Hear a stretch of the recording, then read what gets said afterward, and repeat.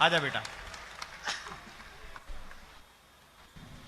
आप लोगों ने बताया कि मैं मुंबई से हूं और मैं जरा मंच को नीचा करता हूं।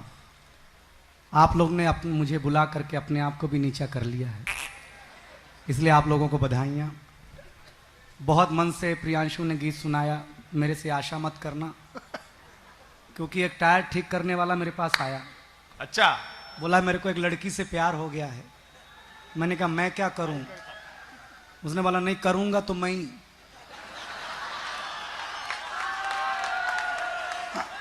मैंने कहा भाई मेरा रोल बता इस प्यार में। बोला देखो गुरु तुम वो लाफ्टर में आए हो, ऐसा डॉक्टर साहब बताते हैं, हरिओम पवार जी जैसे बड़ा कद्दावर आदमी जिनके चरणों में हम बैठते हैं वो कहते तुम ठीक ठाक काम करते हो, इसलिए मैं अपने प्यार के इजहार में तुम कुछ लिख दो, क्योंकि प्यार वार हो गया है। तो मैंने कहा देख प्यार तुझको हुआ है, पहले तू भुगत, उसके बाद उसमें कुछ गलती रह जाएगी तो मैं ठीक कर दूंगा। अब वो पंचर ठीक करने वाले ने प्यार लिखा कि मैं जिस पर मरता हूं वो तेरा ही रूप है, मैं तेरा टायर हूं तू मेरी ट्यूब है।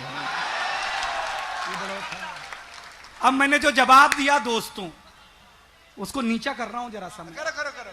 मैंने जवाब दिया कि दोस्त अगर तू इस तरीके से प्यार का इजहार करेगा तो तेरे ट्यूब में कोई तीसरा ही हवा भरेगा।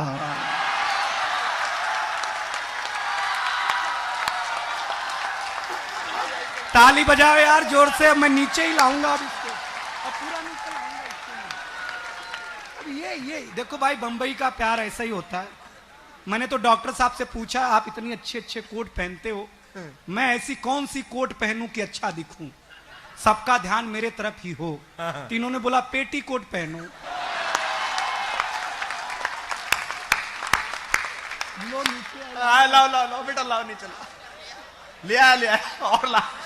भाई नीचे करते करते पेटीकोट तक तो ले आया तू। लेकिन मैं जानता हूं कि मेरी औकात क्या है। 6 लाइनें, क्योंकि ये लोग मुझे देखो साहब, डॉक्टर कुमार विश्वास का मैं बॉस हूं। ध्यान से मेरा चेहरा देखो, अरविंद केजरीवाल से मिलता जुलता है।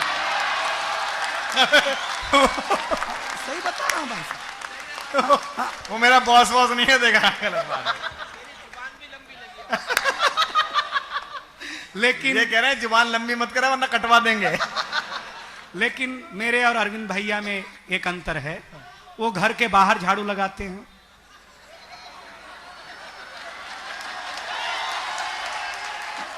हाँ? आपने ताली बजा के साबित किया घर में आपकी भी हालत अच्छी नहीं है।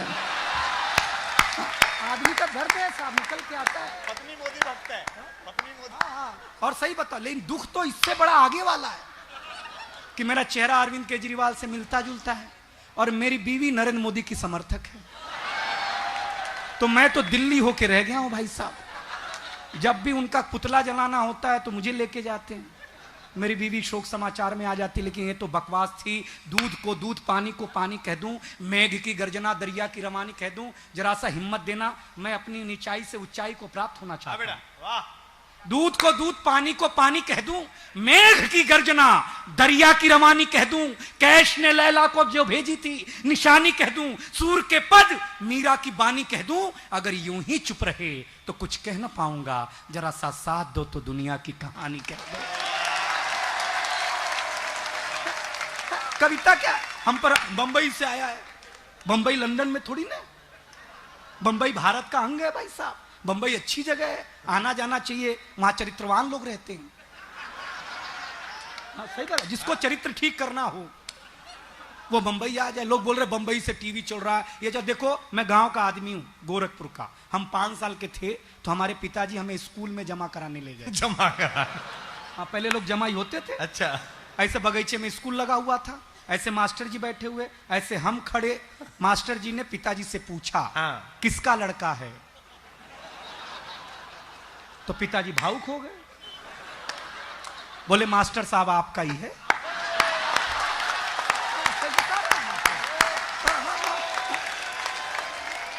उस जमाने में ऐसा ही होता था। हाँ? अब हम टेंशन में 5 साल के, कि जिसको 5 साल से पिताजी समझ रहे हैं वो तो है नहीं यार अपने यहाँ पे। तो हमने अपने पिताजी से पूछा, अच्छा, कि जब आप मेरे पिताजी नहीं हो तो मेरे घर में क्या कर रहे हो? तो पिताजी ने कहा, ये भारत का संस्कार है बेटा, अगर तेरा चाचा जमा कराने आता, मास्टर बोलते कौन है, क्या बताते। अब मास्टर ने नाम लिखना शुरू किया, मुझसे पूछ लिया ये किसके पिताजी हैं। हमने कहा मास्टर साहब आपके ही हैं। ये बड़ौत में भी संस्कार होगा। हाँ। लेकिन बहुत अच्छे से आप सुन रहे हैं कविता। कविता कुछ नहीं है साहब, एक मनोरंजन के हिस्से में हम उतरे हैं साहब। माताएं बहनें बैठी हैं, बहुत अच्छी, हरिओम जी बैठे हैं, बहुत असुदी बोला चला, सब लोग अच्छी कविता सुनाएंगे, मैं इनसे अच्छी सुनाने वाला हूं। कोई टेंशन लेना ही नहीं है आप लोग, बहुत मस्त रहना। डॉक्टर कुमार विश्वास के साथ जब ऐसा माझी हो तो हमको बीवी बन करके इनके कंधे पे होना ही है। हाँ? सही बात है साहब, ये हमारे सुहाग हैं। कब उजाड़ दे भगवान ही मालिक है भाई साहब, मैं सच बताता हूँ आप लोगों को। हाँ, हाँ। लेकिन बहुत मस्त आदमी है। मैं एक देखो कुछ नहीं है, एक अंग्रेज आया बोला क्या तुम्हारा हिंदुस्तान। हाँ। तो हमने कहा मेरा हिंदुस्तान क्या है, जिसका मुकुट हिमधवल हिमालय है, जिसकी ग्रीवा में गंगा जमुना जैसी नदियों की हीराधार है, जिसके तटीय प्रदेशों में कृष्णा कावेरी नर्मदा ताप्ती नदियों की मणिमालाएं हैं, जिसके चरणों को हिंद महासागर अपने असीम लहरों के अनगिनत थपेड़ों से न जाने कब से पखार रहा है, वो में जहां आधे दर्जन ऋतुएं बारी बारी से आकर के अपने प्राकृतिक सुषमा को लुटा जाती हैं, वो देश मेरा भारत है। उसको समझ में नहीं आया, जैसे आपको नहीं आया। हाँ, ऐसे उसको भी नहीं आया भाई साहब, मैं सच बताता हूँ। हाँ, तो वो मेरे को बोला किसी अलग तरीके से समझाओ। अच्छा। तो हम उसको तुलसी माता पौधे के पास ले गए। हाँ। हमने कहा ये मेरी माता है तुलसी माता, आंगन में लगाते हैं, अंतिम समय में प्रयोग में लाते हैं। तो अंग्रेज बोला तुम पेड़ पौधों को माता कहते हो। उसने उखाड़ करके पत्ते पत्ते अलग कर दिए, बोले ये तेरी माता। अब मेरे अंदर का उत्तर प्रदेश जगा। हम उसको एक खुजली के पेड़ के पास लेके पहुंचे। हमने कहा पिताजी से मिलो।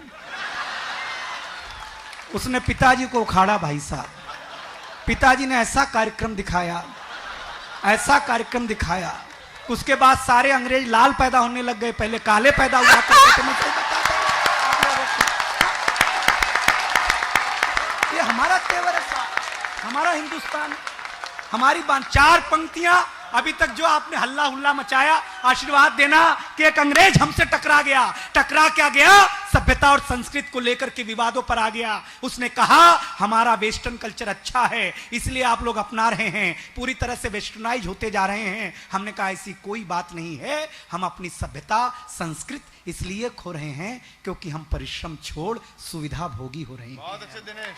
हम परिश्रम छोड़ सुविधा भोगी हो रहे हैं। अगली 2 पंक्तियों पर एक एक हाथ खड़े हो जाएंगे। ये दावा है मुंबई महानगर से आए हुए इस लाडले का, हम परिश्रम छोड़ सुविधा भोगी हो रहे हैं। अरे विश्वास नहीं होता तो आ, मैं तेरा टी शर्ट जींस 2 मिनट में पहन के दिखाता हूं, तू मेरे देश की धोती 2 घंटे में पहन के दिखा।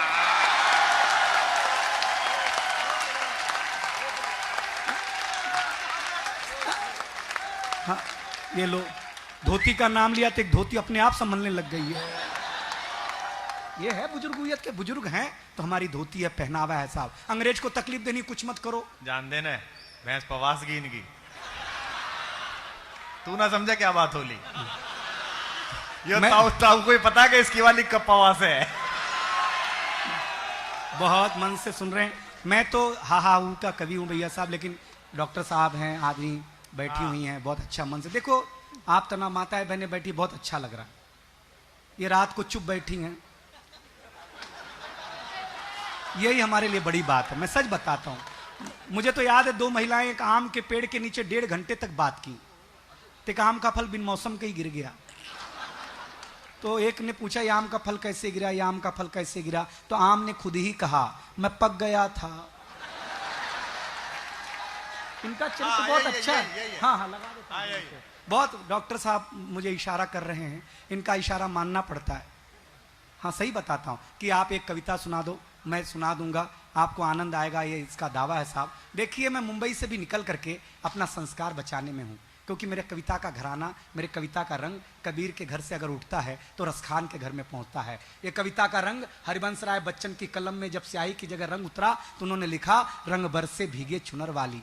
यही कविता जब आस्था के चौखट पर पहुंची तो अनूप जलोटा ने गाया, श्याम पिया मोरी रंग दे चुनरिया, ऐसी रंग दे कि रंग ना ही छूटे रामा, धोबिया धोए चाहे सारी उमरिया। यही कविता जब फिल्मी पर्दे पर उतरी तो सुनील दत्त साहब ने गाया कि रंग और नूर की बारात किसे पेश करूं, ये मुरादों की हंसी रात किसे पेश करूं। ये कविता शायर के घराने पे पहुंची तो शायर ने लिखा, इसी रंग रंग में रंग है, तुझे रंग रंग में रंग दिया, मेरा रंग आया है रंग पर, तेरा रंग चढ़ के उतर गया। ये कविता कवि के पास पहुंची तो कवि ने लिखा, इस रंग बदलती दुनिया में मैं रंग बेचता हूं। और ये कविता जब 18 साल के नौजवान सरकट बोली तो गली गली में भगत सिंह ने गाया, मेरा रंग दे बसंती चोला, ये कविता का रंग है।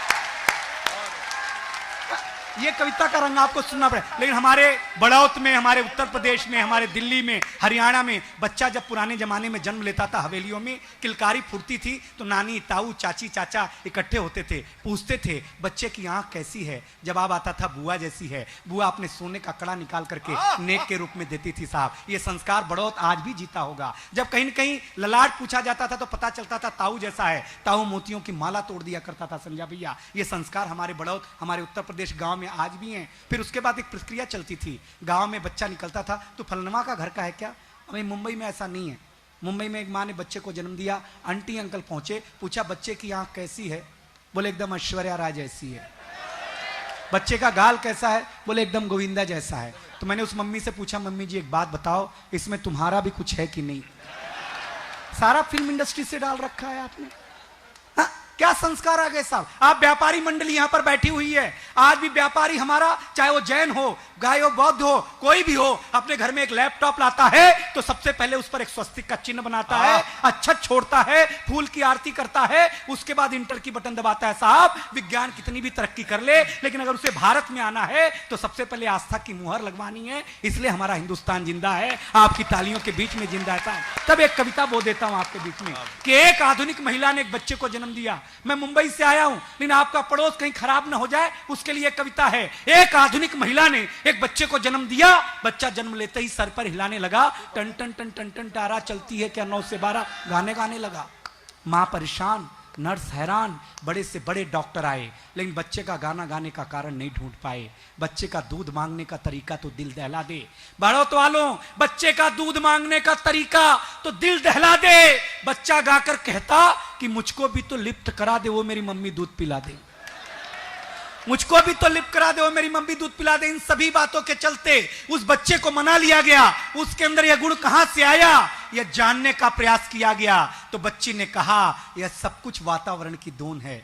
मेरा मन टूटेगा अगर अगली पंक्ति आपको कलेजे को छुए तो उसका आभास यहां कराना। ये तमाम बातों के चलते बच्चा टन टन टन टन टन टन टारा गाना गाने लगा। इन तमाम बातों के चलते उस बच्चे को मना लिया गया। उसके अंदर यह गुण कहां से आया, यह जानने का प्रयास किया गया। तो बच्चे ने कहा यह सब कुछ वातावरण की देन है। अगर महाभारत के अंदर कुछ पल की एक कहानी सुनकर अभिमन्यु चक्रव्यूह तोड़ करके अंदर जा सकता है, तो क्या दिन रात गाना सुनने वाला बच्चा गाना नहीं गा सकता? क्या दिन रात गाना सुनने वाला बच्चा गाना नहीं गा सकता है? अरे मेरी माँ ने कभी प्रहलाद की भक्ति कथा सुनी होती, कभी रामायण की चौपाइयां धुनी होती, कभी ओम जय जगदीश हरे गाया होता, कभी श्रीमद् भगवत गीता को हाथ लगाया होता, तब तो मैं राम और कृष्ण के संस्कार को लेकर के, जैन मुनियों के संस्कार को लेकर के आपके घर में आया होता। मेरी माँ ने तो 24 घंटे इंग्लिश चैनल का स्वाद लिया है, इसलिए मेरी माँ ने बेटे को नहीं MTV को जन्म दिया है।